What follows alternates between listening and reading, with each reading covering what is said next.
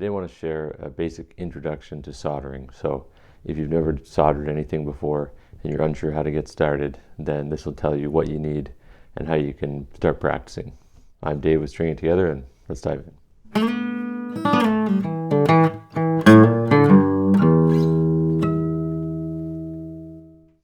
So this is actually a request from somebody that sent me an email that wanted to know how to get started with soldering. So hi Jeff, this one's for you.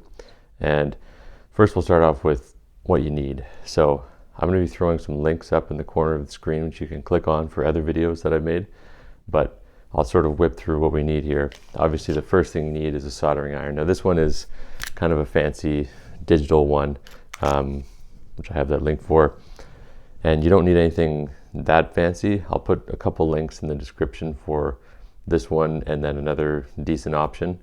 It needs to be at least 40 watts, but I'd recommend going higher than that. This one's 60. That seems to do the trick. I bought a 40 watt once down at Canadian Tire and it just didn't cut it, so it's kind of a waste of 40 bucks.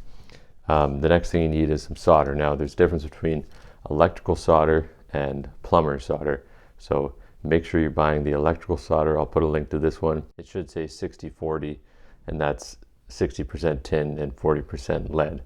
Now you can get non-leaded solder, but I don't know, you might as well just get the leaded stuff. Maybe let me know in the comments below if you've had any experience with it. I've never tried unleaded solder. You're going to need something to remove solder. Now you can use this, which is a solder sucker, which will sort of create a vacuum that will suck the solder up. You can also use what's called a soldering braid, which is a braid of material, sort of like a wick, and it wicks the solder into it to remove it. So something to remove it, something to clean the tip of your soldering iron. You can use a wet sponge. I like to just use steel wool, matter of preference. You're going to need, at some point, you can get started without this, but at some point you're going to need some helping hands just to hold everything together. And at the least you can start with some alligator clips just drilled into some wood, but you can check out the video for that. So you're also going to need a multimeter at some point. You can start playing around with the solder, but in order to first figure out whether something needs soldering or whether you've done a good job soldering, you need a multimeter. It tests the flow of electricity between 2 points. So I'll put a link also in the description for a downloadable document that I call the guitar wiring cheat sheet. So that'll show you a few basic things that you can do with a multimeter, which I won't get into in this video. So you can download that, and it also has a ton of other tips that you can use as a reference sheet to sort of get you started with guitar wiring. So you can put your email in for that, download it. Now let's start showing you how you can practice with the soldering iron. So the very first thing is what temperature to set it to. Now you might not have a temperature gauge, and my recommendation is just set it as high as it will go if it doesn't have a temperature gauge. And some people will, balk at that, but I'll just give you the why as to the temperature. So some people will say 400, some people will say 700. I go with the higher temperature, and you can make your decision based on what you're comfortable with.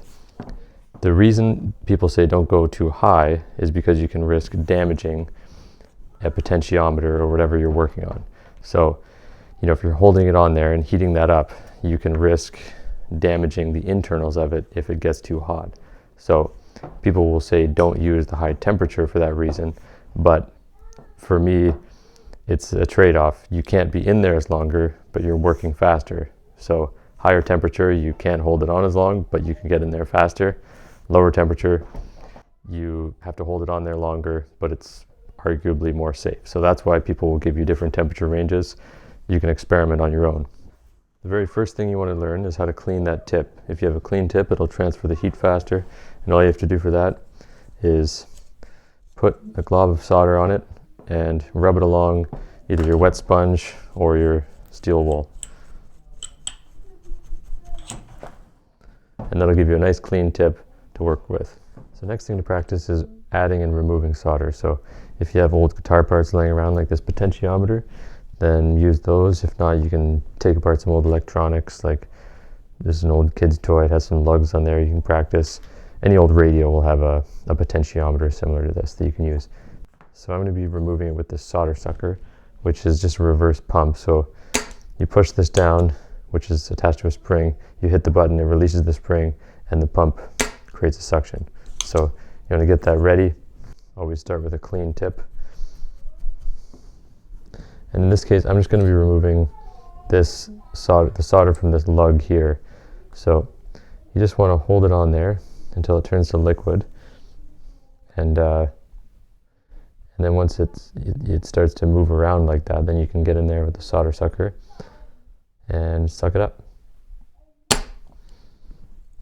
Didn't quite get it. Get the best angle here for you.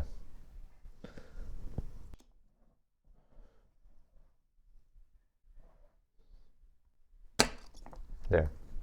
So now the solder is removed from this lug, which was attaching it to the back of the pot.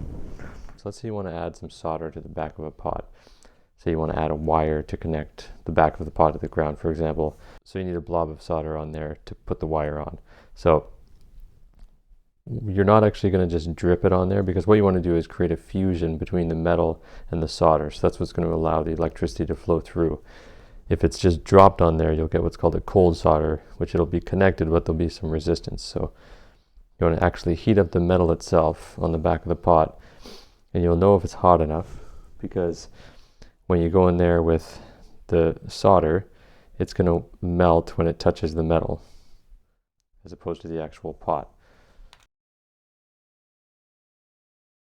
A few different ways that you can get wires onto a lug. So a lug is this thing with a hole in it. You can hook it on there, but I don't typically like to do that because it makes it a little bit more difficult to unsolder. So this is a good thing you can practice, which is just heating up the lug itself and then waiting for it to heat up and then adding your solder, so that the goal is to get it to cover the hole with a nice clean bit of solder. Oops.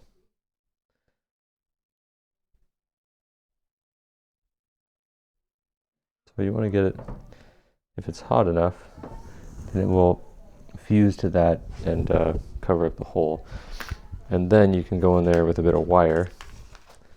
And then this is where your helping hands really comes in handy, because you can hold your wire there so you can tin it. You can do it with your fingers, but it just does make it a lot easier.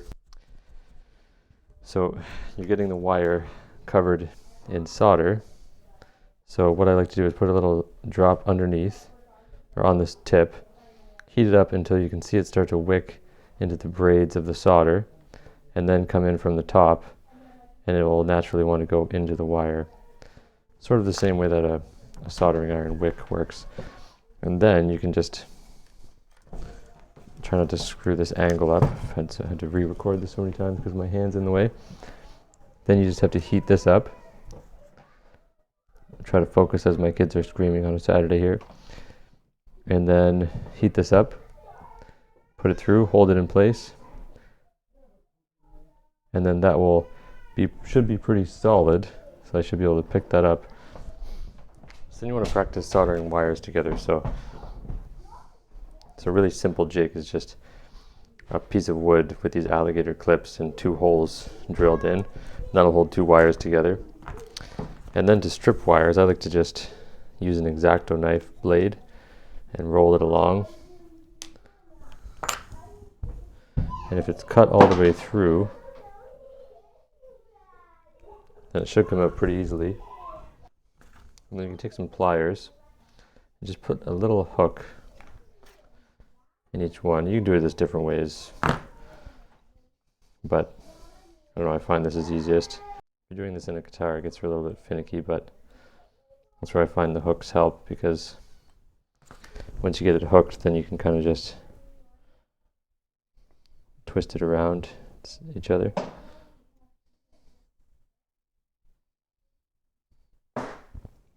Okay, so there's a good close-up view.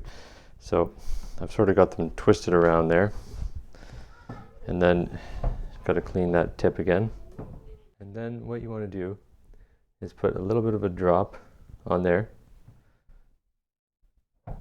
bring it underneath until you start to notice that it wicks up into the wire. So once you start to notice that it's wicking up, then you can come in from the top, and it will naturally want to go into all the strands, and then you'll get a nice clean solder joint there.